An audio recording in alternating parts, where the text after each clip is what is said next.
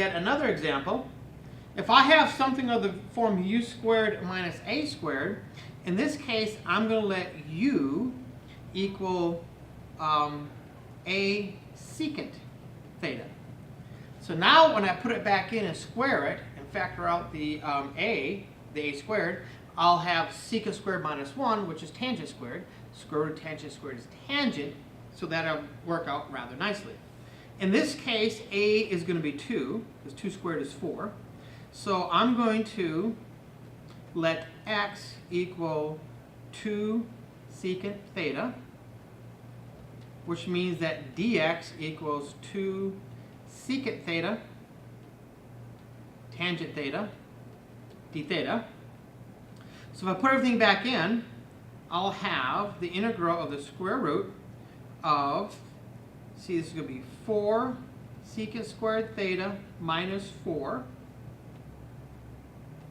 over x, which is 2 secant theta, dx, which is 2 secant theta, tangent theta, d theta. See, my 2 is going to cancel here, so my secant. I factor out the 4, and a 4 comes out of the radical as a 2. So this would be 2 times the integral. Secant squared minus 1, that's just tangent. Tangent theta times tangent theta,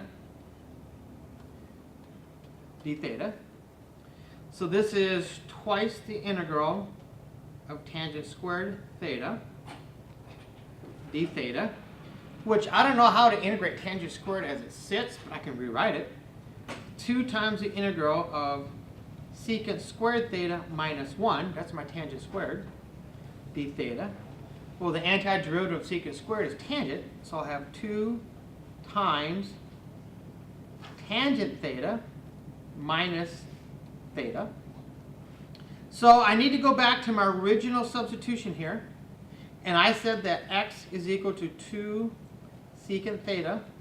That means that x over 2 is equal to secant of theta. So now if I draw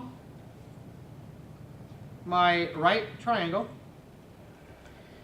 let's see, x over 2 is secant, so that means that this is x, this is 2, and this is going to be x squared minus 2 squared, which is 4 square root.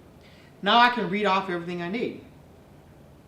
I need tangent of theta, and I need theta. So tangent of theta, my solution would be 2 times tangent, which is the square root of x squared minus 4 over 2, minus theta. Well, if x over 2 is secant of theta, then arcsecant of x over 2 is actually equal to theta, plus my constant of integration. So that's my solution to the original problem.